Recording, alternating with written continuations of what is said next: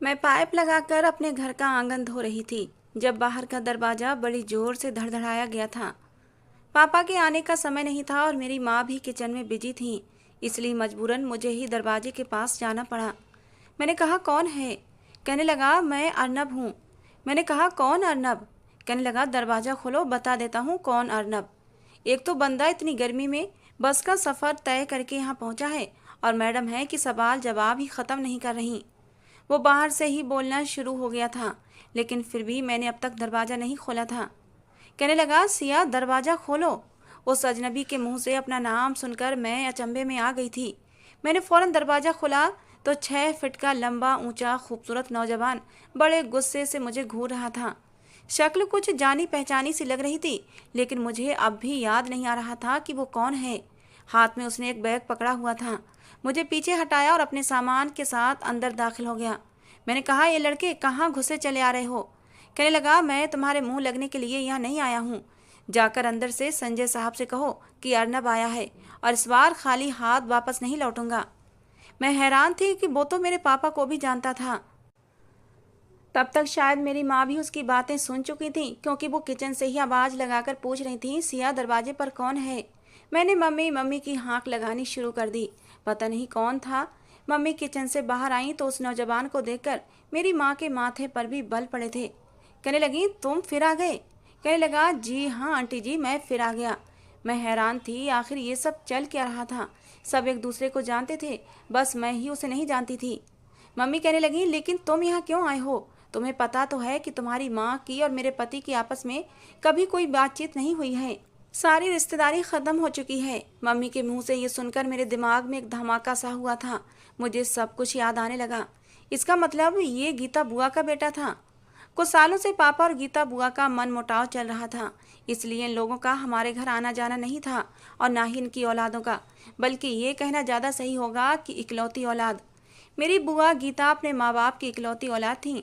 अब भी मेरी माँ मुझे यही तो कह रही थी कि तुम्हारे हॉस्टल से घर आने से पहले तुम नहीं जानती कि घर में कितना कितना फसाद हुआ था। मैंने पूछा माँ क्या हुआ था घर में? तो माँ ने कहा था कि घर के कामों से फ्री हो जाओ तो तुम्हें बताती हूँ। मैं अभी कुछ दिन पहले ही आई थी, मेरे पेपर चल रहे थे और मैं वहीं हॉस्टल में रहा करती थी। पढ़ाई पूरी करके घर आई तो माँ को घर की सफाइयों की चिंता सताने लगी थी। कहने लगी अब तू आ गई है तो मेरा हाथ बटा दे, जल्द से जल्द घर की सफाई करवा दे। मैं अकेली कुछ नहीं कर पाती और दिवाली भी आने वाली है। खैर घर की साफ सफाई में मैं घनचक्कर बन के रह गई थी। मैंने आखिरी बार अर्नब को उस समय देखा था जब वो छठी क्लास में पढ़ता था और उस समय मैं भी छठी क्लास में ही थी, क्योंकि बदकिस्मती से मैं और अर्नब एक ही दिन पैदा हुए थे। हमारी उम्र बराबर ही थी, लेकिन हमारी माँओं की आपस में कभी नहीं बनी थी और झगड़ा शायद सगे सौतेले का था। गीता बुआ दादा दादी की इकलौती औलाद थीं और मेरे पापा दादा दादी के गोद लिए हुए थे। उनका अपना कोई बेटा नहीं था, लेकिन दादा के एक बहुत अच्छे दोस्त थे, लेकिन गरीबी के मारे हुए थे। भगवान ने पैसा तो नहीं दिया था, लेकिन बच्चे खूब दिए थे। पापा के दोस्त के 3 बच्चे थे।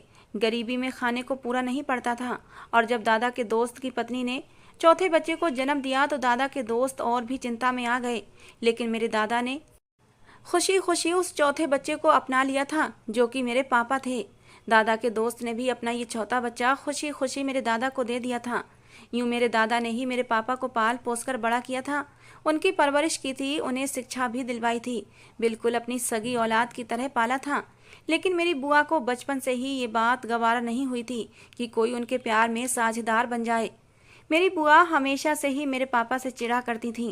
खैर समय गुजरता गया और दोनों बच्चे बड़े हो गए थे, लेकिन बुआ की नफरत मेरे पापा के लिए कम नहीं हुई थी और वही नफरत फिर मेरी माँ के लिए भी उनके दिल में पनपने लगी थी।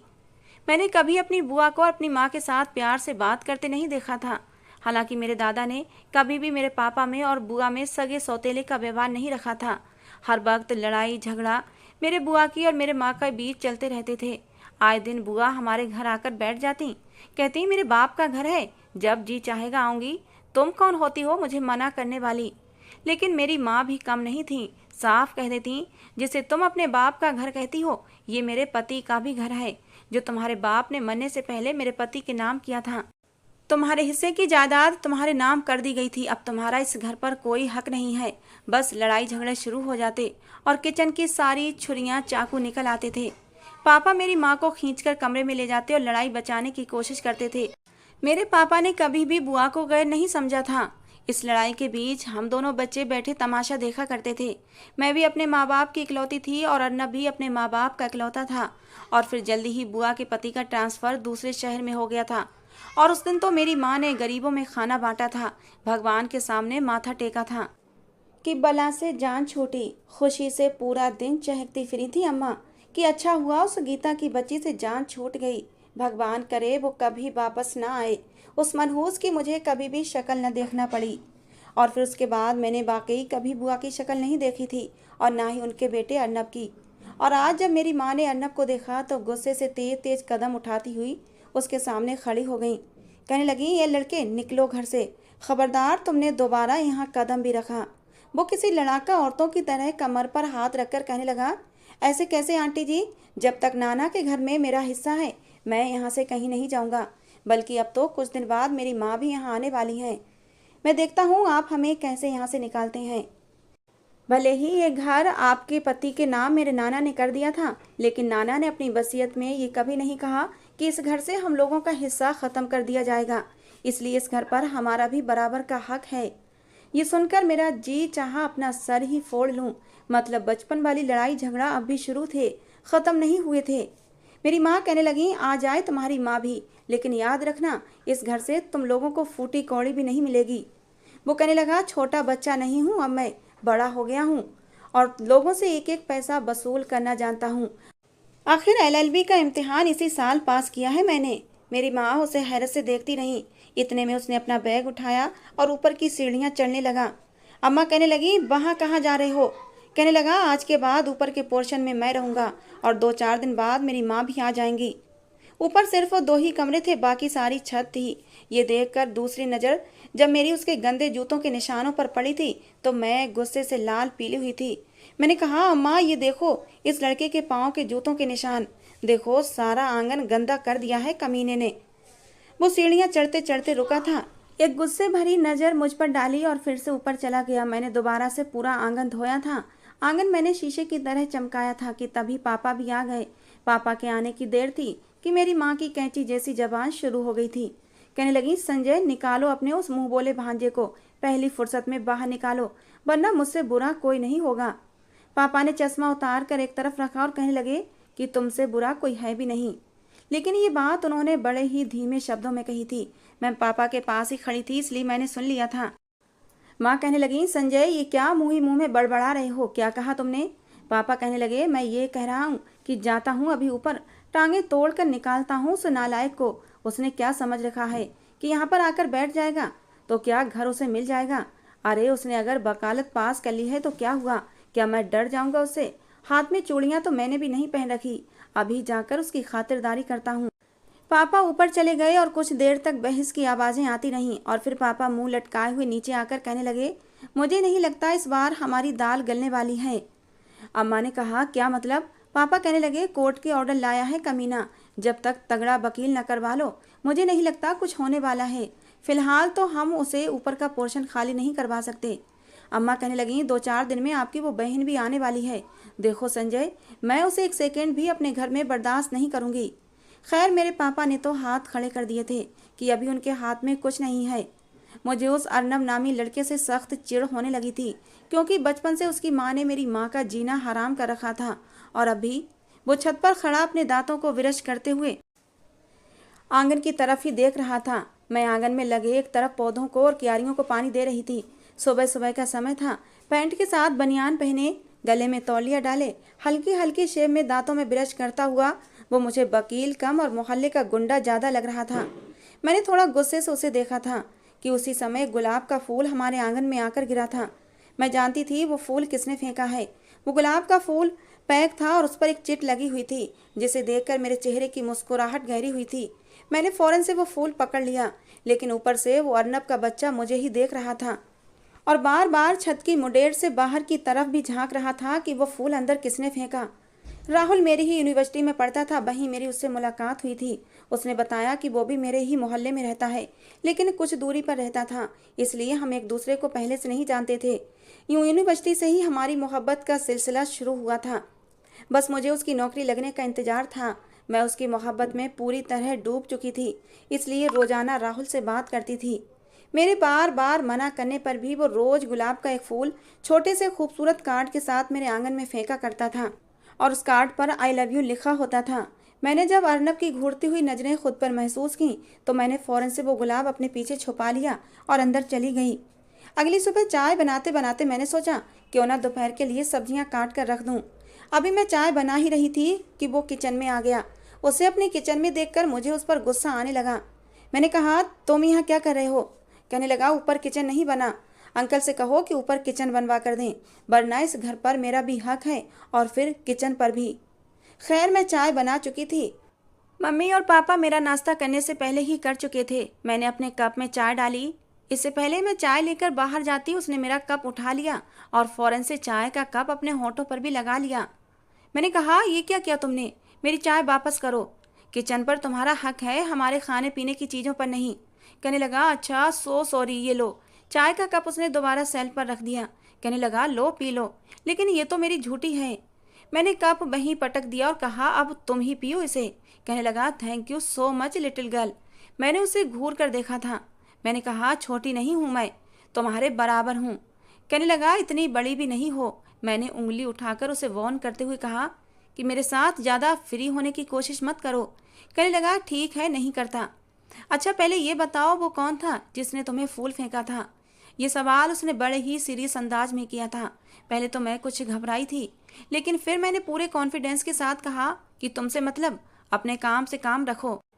कहने लगा, अंकल को बता दूंगा। मैं जो किचन से बाहर जा रही थी, मेरे कदम उसकी बात पर रुक गए थे। मैंने पलट कर देखा तो वो बड़े मज़े से चाय पी रहा था। मैंने कहा, देखो ये मेरा पर्सनल मामला है। कहने लगा, मुझे मालूम है कि ये तुम्हारा पर्सनल मामला है, लेकिन मुझे लगता है कि अंकल को ये बात मालूम होना चाहिए कि उनकी बेटी क्या क्या गुल खिलाने के बारे में सोच रही है। मैं दिल ही दिल में डरी हुई थी।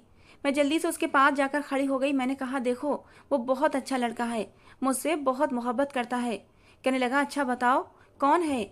मैंने कहा, मैं तुम्हें ज़्यादा नहीं बता सकती, बस कुछ ही दिन में वो मेरा रिश्ता लेकर आएगा। दीपावली के तुरंत बाद ही हमारी शादी भी हो जाएगी। अर्नब कहने लगा, वो लड़का जो दूसरों के घरों में गुलाब फेंक ओछी हरकतें करता है, वो कभी शादी के लिए सीरियस होगा? मैंने कहा, देखो ये तुम्हारी प्रॉब्लम नहीं है, तुम्हें अपना हिस्सा चाहिए ना, बस उसी पर फोकस करो, मेरी ज़िंदगी में दखलंदाजी मत करो। मैं ये कहकर बाहर जाने लगी। कहने लगा, एक शर्त पर। मैंने फिर से पलट कर उसे देखा। कहने लगा, कल से दोनों टाइम का खाना मेरे कमरे में पहुंचा दिया करना, क्योंकि मेरी माँ तो 15 दिन के बाद ही आएंगी और ये 15 दिन खाने की जिम्मेदारी तुम लोगी। अगर तुमने ऐसा नहीं किया तो मैं अंकल के सामने तुम्हारा राज खोल कर रख दूंगा। बोलो मंजूर है? मुझे उस पर इतना गुस्सा आया कि मेरा जी चाहा उसका गला ही दबा दूं। मैं उसकी नौकरानी थी क्या? लेकिन मेरी मजबूरी ये थी कि वो मेरा राज जान चुका था और मैं नहीं चाहती थी कि राहुल का रिश्ता आने से पहले वो राहुल के बारे में मेरे पापा के दिल में गलतफहमी पैदा कर दे, क्योंकि मेरे पापा बहुत ही तेज तर्रार आदमी थे। मैं तो चाहती थी कि सब कुछ अरेंज मैरिज की तरह हो जाए। मैंने कहा, अच्छा ठीक है, मैं तुम्हें दोपहर और रात का खाना छत पर दे दिया करूँगी, लेकिन देखो मेरी माँ को तुम बिल्कुल पसंद नहीं हो, इसलिए कोशिश करना कि उन्हें इस बात का पता ना चले। कहने लगा, ठीक है, तुम्हारे सारे राजों की तरह ये राज भी मेरे अंदर ही दफन रहेगा। अगले दिन मैं जल्दी ही उठ गई थी। अपना नाश्ता बनाने से पहले मैंने अर्नब के लिए नाश्ता बनाया था। मैंने सोचा जल्द से जल्द माँ के उठने से पहले ही उस कमीने अर्नब के लिए नाश्ता बनाकर उसके मुंह पर दे मारूं, फिर नीचे आकर ही मम्मी पापा के लिए और अपने लिए नाश्ता बनाऊंगी। मैंने जल्दी जल्दी से 2 पराठे बनाए। ऑमलेट बनाते हुए जानबूझकर मिर्ची तेज कर दी थी ताकि उसे मज़ा आ जाए। बड़ा शौक है उसे 15 दिन तक हमारे घर से मुफ्त का खाना खाने का। मैंने एक अंडे के ऑमलेट में 2 चम्मच मिर्च डाली थी, साथ ही 1 कप चाय बनाई। सब कुछ ट्रे में रखा और धीरे से बहुत ही सावधान अंदाज में ऊपर की सीढ़ियाँ चढ़कर ऊपर पहुँच गई थी। वो घोड़े गधे सब बेचकर सो रहा था। मैंने कमरे का दरवाज़ा खोला तो सामने ही सिंगल बेड पर बनियान पहने सो रहा था।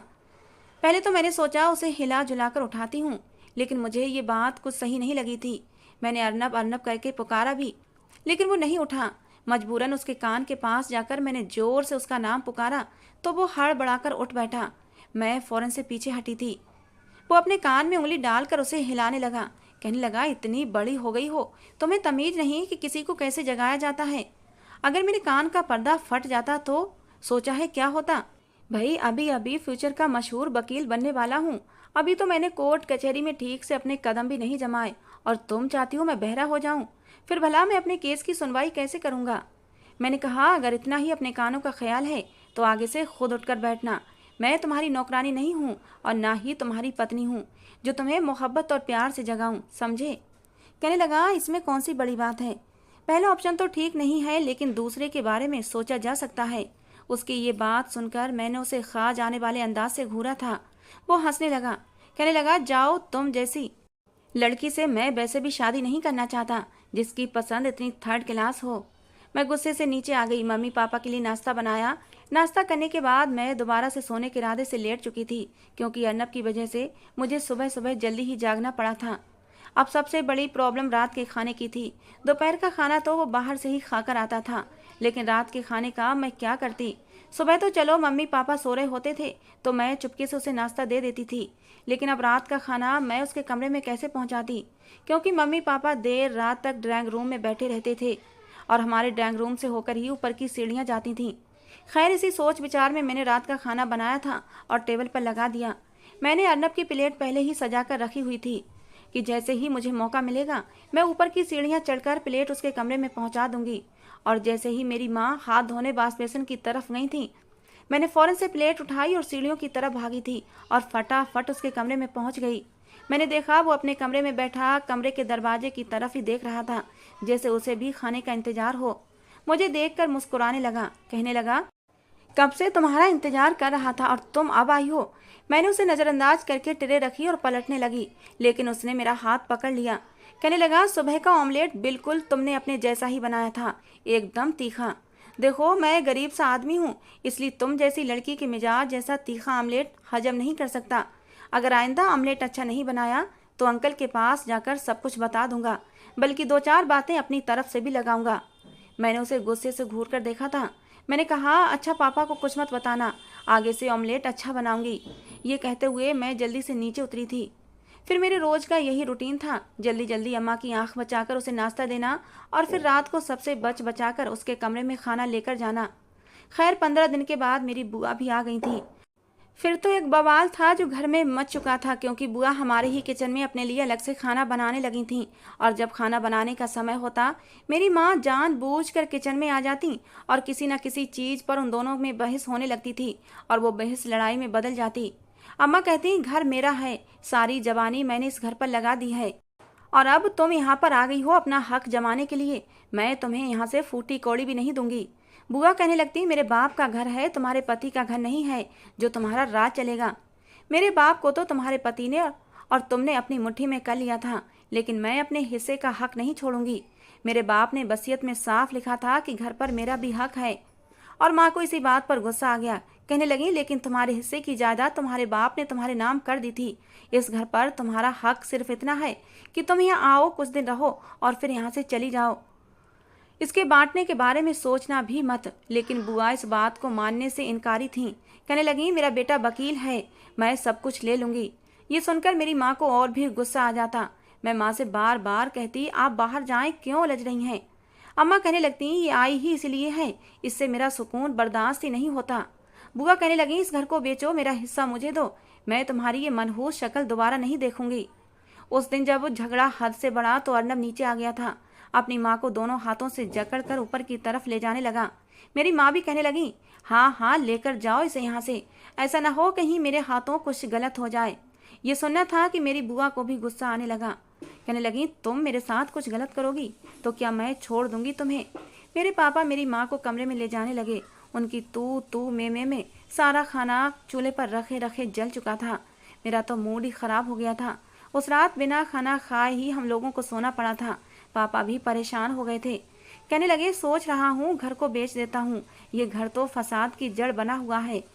मेरी माँ भी गुस्से में आ गई। कहने लगी, घर बेचने की बात भी मत करना, अपने जीते जी मैं उस चुड़ैल को इस घर में से एक फूटी कौड़ी भी नहीं देने वाली।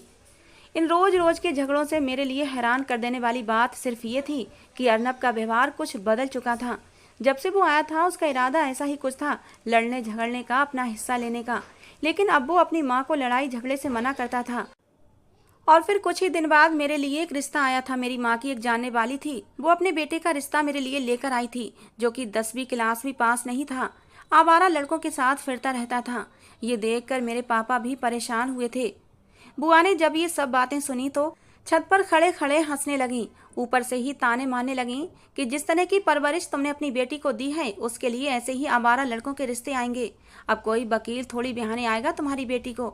अच्छा है इस 10वीं फेल लड़के के साथ अपनी बेटी को चलता करो, नहीं तो इसे भी गए गुजरे रिश्ते आएंगे। जैसी आवारा तुम्हारी बेटी है ऐसा ही दामाद भी तुम्हें मिलेगा। ये सुनना था कि मेरे पापा का पारा हाई हुआ था, अर्नब भी आ गया था। अपनी माँ को कहने लगा, माँ आप ये कैसी बातें कर रही हैं, कुछ तो शर्म करें। भले ही वो आपकी सगी भतीजी नहीं है, लेकिन नाना जी ने उसे अपनी सगी पोती ही माना है, और वो ऐसी नहीं है। बुआ कहने लगी, तू क्यों उसकी तरफदारी कर रहा है, चुप रहे। पापा कहने लगे, गीता अपनी जबान को लगाम दो, तुमने अब तक जो भी कहा है मैंने चुपचाप सुना है। तुम हमेशा से मेरी पत्नी से लड़ाई झगड़ा करती रही हो, उसे ताने भी देती रही हो, लेकिन मैंने कभी भी कुछ भी नहीं कहा, क्योंकि तुम दोनों ही एक दूसरे से कम नहीं थीं। अगर तुम उसे एक सुनाती हो तो वो भी तुम्हें 10 सुनाती है, लेकिन मेरी बेटी को अगर तुमने कुछ भी कहा तो मुझसे बुरा कोई नहीं होगा। पहली बार मैंने पापा को इतने गुस्से में देखा था। मेरी माँ कहने लगी, जा जा मैं भी देखती हूँ तेरे वकील बेटे को कौन लड़की बिहाने आती है। मेरी सहेली का बेटा करोड़ों की जायदाद का मालिक है, उसे पढ़ने की क्या जरूरत है कि वो दूसरों की गुलामी करता फिरे तुम्हारे बेटे की तरह। उसका तो खुद का ही इतना बड़ा बिजनेस है।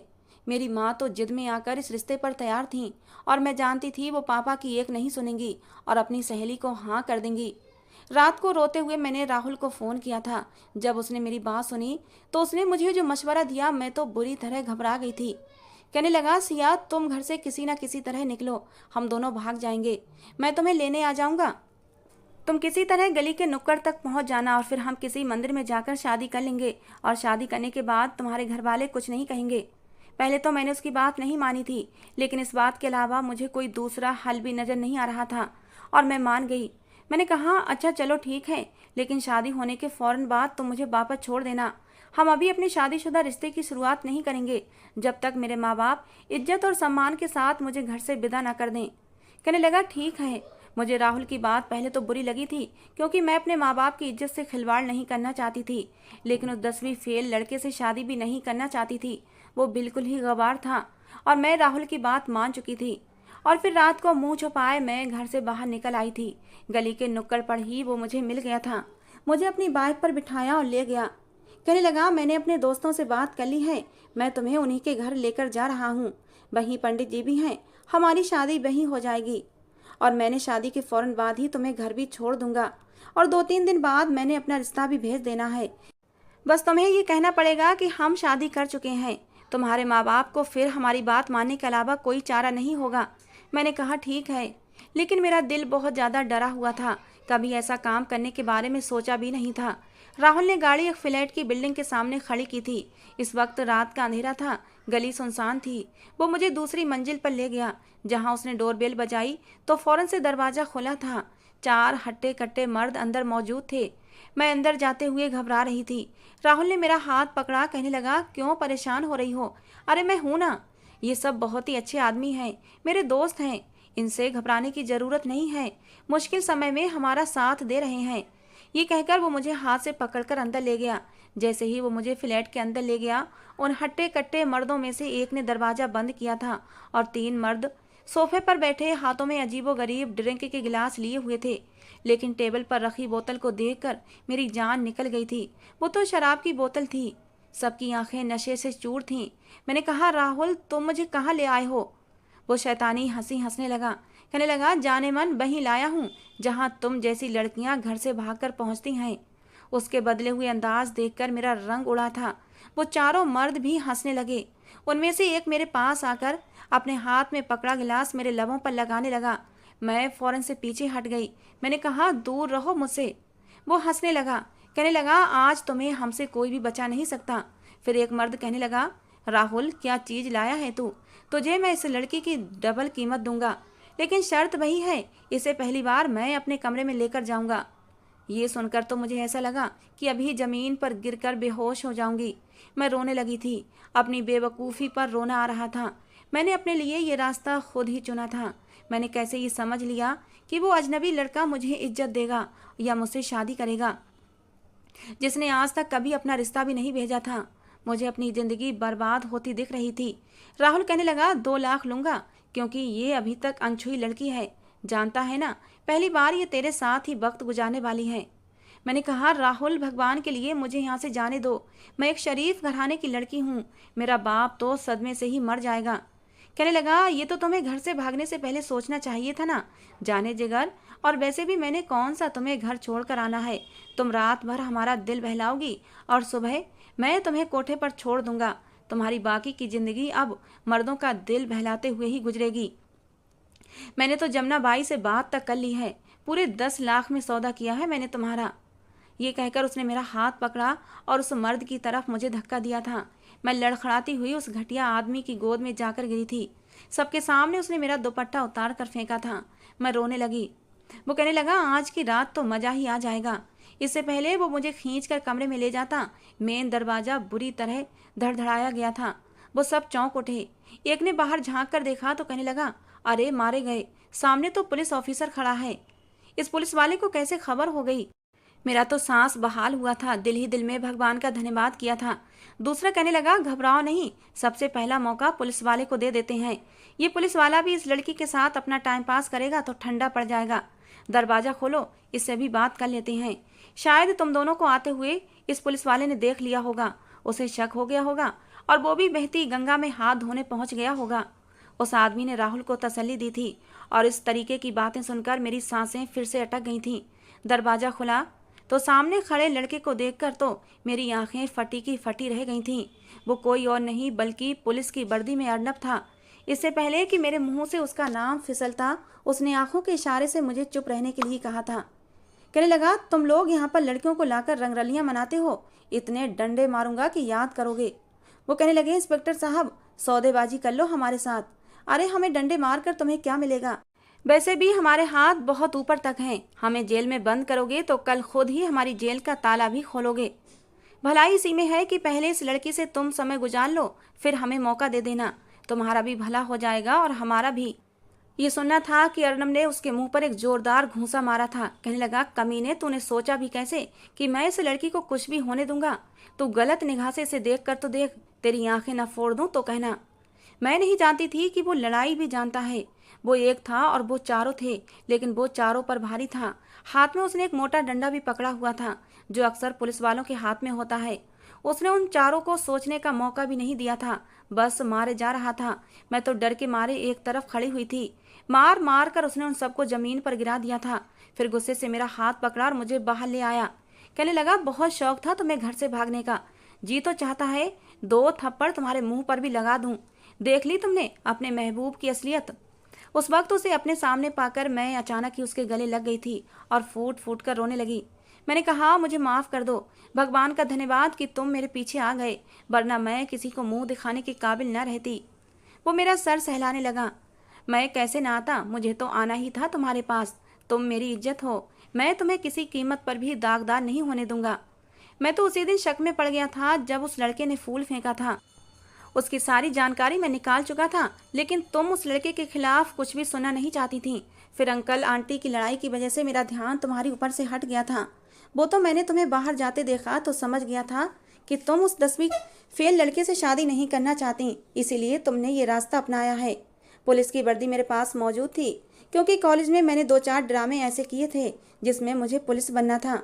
अभी जल्दबाजी में कपड़ों के ऊपर से यही वर्दी चढ़ाई थी और पीछे पीछे भागा था। अब उसने अपनी वो वर्दी उतार कर एक थैली में डाल ली थी और अब घरेलू कपड़ों में था। हम घर के अंदर दाखिल हुए। सामने ही पापा आंगन में टहल रहे थे।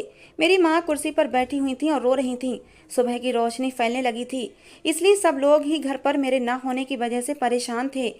आदत के उलट बुआ भी वहीं मौजूद थीं और परेशान भी थीं, और मुझे देखकर सब लोग होश की दुनिया में वापस आए थे। मैं तो रोए जा रही थी, समझ नहीं पा रही थी कि क्या कहूँ।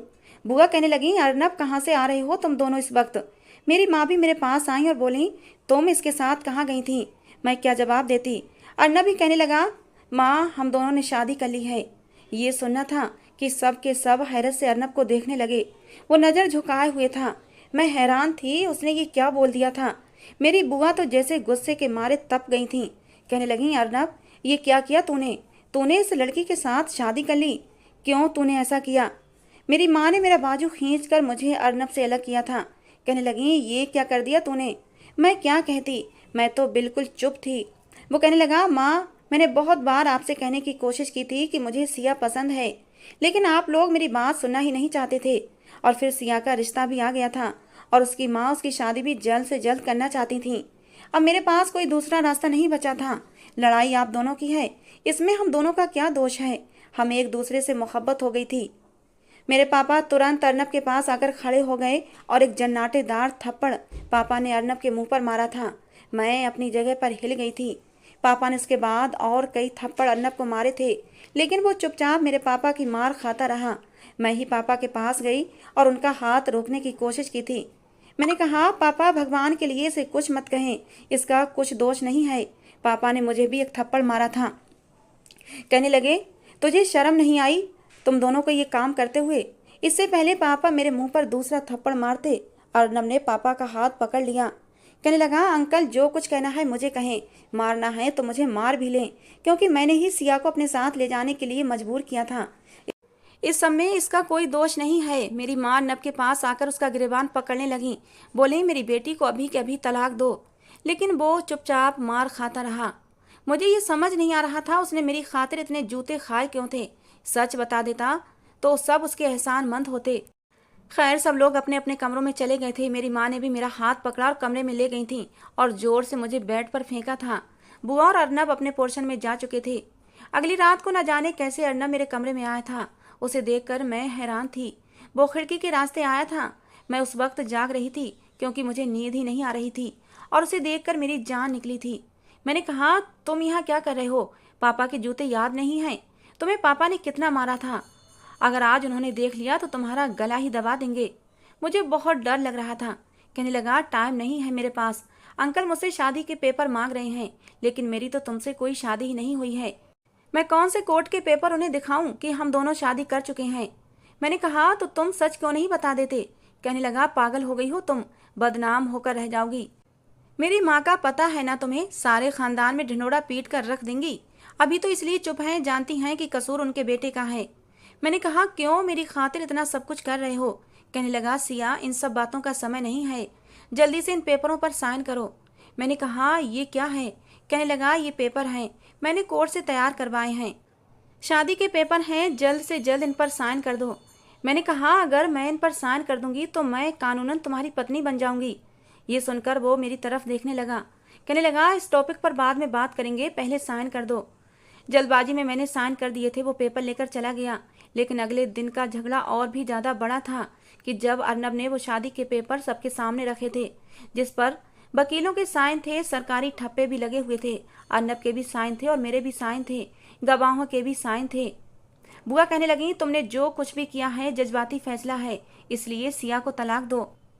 दूसरी तरफ मेरी माँ भी यही कह रही थी कि अभी के अभी कुछ नहीं बिगड़ा, सिर्फ कोर्ट मैरिज हुई है। अपने बेटे को बोलो कि मेरी बेटी को तलाक दे दे, वरना हम अदालत से भी तलाक ले सकते हैं। लेकिन मेरे पापा चुप थे। कुछ देर बाद कहने लगे, ऐसा कुछ नहीं होगा, शादी हो चुकी है, इन दोनों ने अपनी मर्जी से शादी की है। मेरी माँ कहने लगी, तुम्हारी वजह से इसने ये कदम उठाया है, क्योंकि अगर तुम थोड़े से सख्त बन जाते और अपने इस नाम की बहन और उसके बेटे को घर से निकाल देते तो ये नौबत ही ना आती। अरे इज्जत की बात आए तो सगे खून के रिश्तों को भी दांव पर लगा देते हैं, और ये तो तुम्हारी सगी बहन भी नहीं है, क्यों इसे और इसके बेटे को घर में रुकने दिया? लेकिन मेरे पापा खड़े हो गए और अपना फैसला सुनाते हुए बोले, जो हो चुका है अब वो हो गया है, उसे बदला नहीं जा सकता। कुछ ही दिन में मैं इन दोनों की विदाई कर दूंगा। ये सुनना था कि मैंने हैरत से अर्नब की तरफ देखा था। मेरी माँ गुस्से से कमरे में चली गई। बुआ नहीं गई थी, बार बार खा जाने वाली नजरों से अर्नब को घूर रही थी। कहने लगी, मैंने तुम्हें इसलिए भेजा था कि तुम अपने हिस्से की जायदाद पर निगरानी करने के बजाय दुश्मन की बेटी पर नजर रखो और मोहब्बत की पैंगे बढ़ाते रहो। वो कहने लगा, माँ जो हो गया सो हो गया, अब आप विदाई की तैयारी करें। ये कहना था कि उन्होंने अर्नब का कान खींचा था। कहने लगी, एक पाई भी नहीं लगाऊंगी तेरी शादी पर।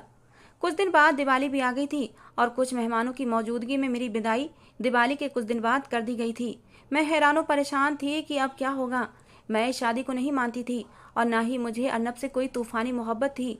ये तो बस मेरे बचने का एक बहाना था। मैं उसके कमरे में दुल्हन बनी बैठी हुई थी। जब वो कमरे में आया तो मैं एकदम से खड़ी हो गई थी। उसने दरवाज़ा बंद किया और कुंडी भी लगाई। मैं जल्दी से उसके पास गई। मैंने कहा, अर्नब अब आगे क्या करना है? मैं ये पूछना चाह रही थी कि अब तक जो ड्रामा उसने रचा है उसके आगे अब वो क्या करेगा। कहने लगा, तुम्हें नहीं पता कि आगे क्या करना है? मैंने ना में सिर हिला दिया तो वो अपनी हंसी दबाने लगा। मेरा हाथ पकड़कर मुझे बेड पर बिठा दिया।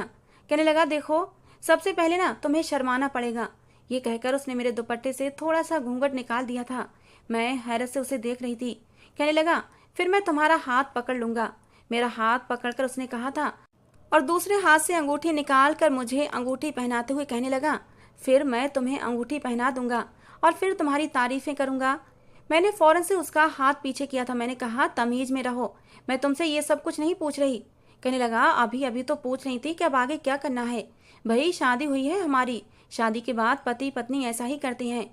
और फिर आज तो हमारी शादी की पहली रात है, तो शादी की पहली रात जो जो होता है वो मैं तुम्हें सब कुछ करके बताऊंगा और ये कोई अनोखा काम नहीं है जो मैं तुम्हारे साथ। मैंने कहा, अर्नब मैं मजाक के मूड में नहीं हूँ, ये शादी बस एक हादसा है। तुमने कहा था कि अभी पेपरों पर साइन कर दो, बात की बाद में देखी जाएगी। कहने लगा, सिया क्या मैं तुम्हें बुरा लगता हूँ? अच्छा नहीं लगता? मैंने कहा, मैंने तुम्हारे बारे में कभी ऐसा नहीं सोचा। कहने लगा, राहुल के बारे में सोचा था, क्या वो अच्छा था? क्या अभी तुम्हारे दिल में राहुल है? मैंने कहा, नहीं मुझे उससे नफरत है। कहने लगा, तो फिर क्या कोई और है? क्या वही 10वीं फेल लड़का तुम्हें पसंद है? मैंने कहा, नहीं वो भी पसंद नहीं। तो कहने लगा, सिया फिर प्रॉब्लम क्या है? जब तुम्हें वो दोनों ही पसंद नहीं तो मैं पसंद क्यों नहीं आ सकता? उसकी बात सुनकर मैं चुप सी हो गई थी। कहने लगा, मैं यहाँ पर आया तो घर पर कब्जा करने के लिए था, लेकिन मेरा दिल तुम्हारे कब्जे में होने लगा था। पता ही नहीं चला कि कब तुम मेरे दिल में घर कर गई थी। थोड़ी सी बेवकूफ़ जरूर हो लेकिन कोई बात नहीं, इट्स ओके, मैं मैनेज कर लूँगा। मैंने उसे घूर कर देखा था तो वो हंसने लगा। मेरी नाक पकड़कर दबाई और कहने लगा, पागल लड़की, तुम्हारी खातिर इतने जूते मैंने यूं ही नहीं खाए थे। क्या कोई खाता है इतने जूते? अरे जूते वही खाता है जो मोहब्बत करता है। मैं नहीं चाहता था तुम्हारी हकीकत किसी को पता चले और तुम्हारी इज्जत पर दाग भी आए, इसलिए खुद ही बुरा बन गया था। और ये मेरी मोहब्बत ही तो थी। क्या तुम्हें मेरी मोहब्बत का कोई और भी सबूत चाहिए? ये कहकर उसने मेरा हाथ पकड़ लिया था और अपने होठों पर लगा लिया। कहने लगा, सिया आज की रात को हमने यादगार बनाना है। ये कहकर उसने मुझे अपनी बाहों में समेट लिया था। उसकी बाहों में जाते ही अब मैं सच में शर्मा गई थी और शर्माते हुए मैंने अपना सर उसके सीने से टिका दिया था। वही मेरा सच्चा हमसफ़र था जो मुझे इज्जत प्यार दोनों दे सकता था। जिंदगी में अब खुशियों के रंग बिखरने वाले थे। दोस्तों कहानी कैसी लगी जरूर बताना, पसंद आई हो तो प्लीज़ लाइक करना। रोज़ एक नई कहानी सुनने के लिए हमारे चैनल को भी सब्सक्राइब करना। मिलते हैं दोस्तों अगली किसी नई कहानी के साथ।